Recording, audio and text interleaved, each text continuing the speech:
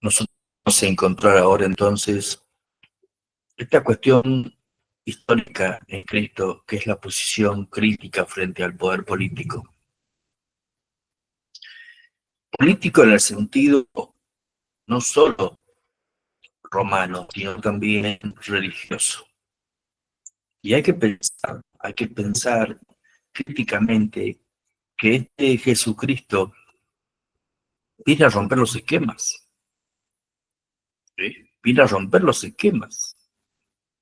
Estaba todo equilibrado y hay que pensar entonces de que ese equilibrio social y político dependía de una cierta obediencia, de un cierto respeto, si se quiere decir así, aunque hipócrita, de la religión mosaica frente al Imperio Romano. Y hay una cierta tolerancia agarrada ahí casi de pequeños puntitos del Imperio Romano hacia la religión mosaica. El equilibrio social y político está siempre sobre una línea muy finita y Jesús va a caminar sobre esa línea muy finita y va a poner en jaque, en crisis lo social, lo político, ¿eh? Va a generar una profunda crisis, profundos interrogantes, profundos cuestionamientos entre ambos bandos. Y eso lleva entonces a hacer pensar al poder tanto político como el poder religioso, a pensar que si esta persona es peligrosa, si esta persona puede hacer que el equilibrio social y político se rompa y eso produzca de pronto una desnaturalización de la violencia, de la corrupción, de la humillación, de la injusticia social.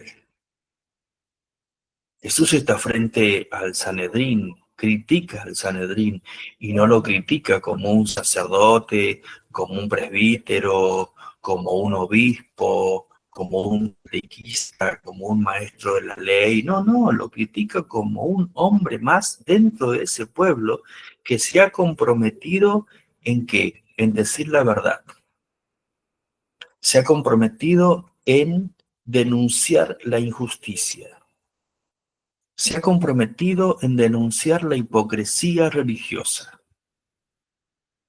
sin títulos, sin cargos, sin nombramientos, con valentía, con coherencia, con verdad.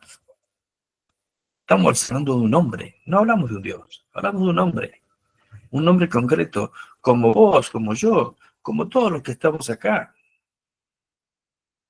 Y, por otro lado, la resistencia al Imperio Romano, que sin usar armas, sin generar un ejército, pero sí, claro que sí, genera un ejército de seguidores y seguidoras, hombres y mujeres, que van a empezar a discurrir, a discutir, a construir la palabra verdad, la palabra justicia, la palabra solidaridad, la palabra compañero, la palabra igualdad.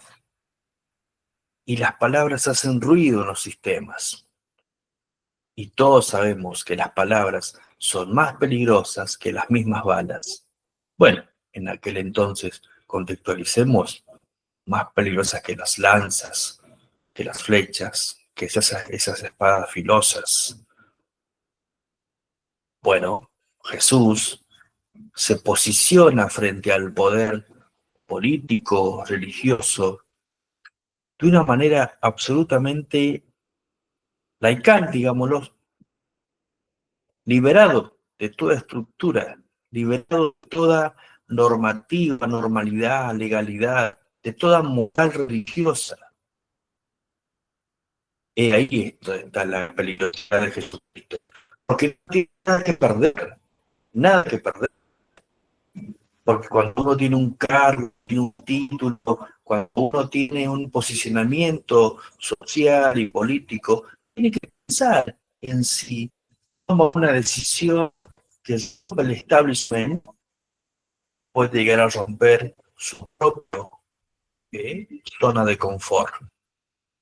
Jesucristo nos muestra un camino ahí, que la zona de confort, que el establishment, que los títulos, que los cargos suelen atarnos y no nos liberan de tal forma para poder liberar a otros. Eso se los dejo para pensar.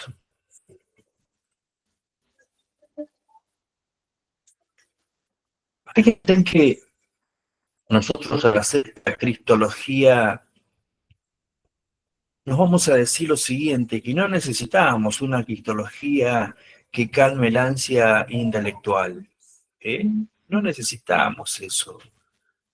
Nosotros no necesitamos hacer grandes teorías teológicas sobre Cristo y pensar sobre realidades que no tienen que ver con el pobre, con el trabajador, con el hombre de a pie, sino que tiene que ver con la realización histórica, la realización histórica del hombre, cómo se puede realizar históricamente ese hombre, esa mujer, ¿no? Esa comunidad LGTBQ, esa comunidad indígena, esa comunidad de campesinos, esa comunidad política que quiere ser coherente con sus principios y valores.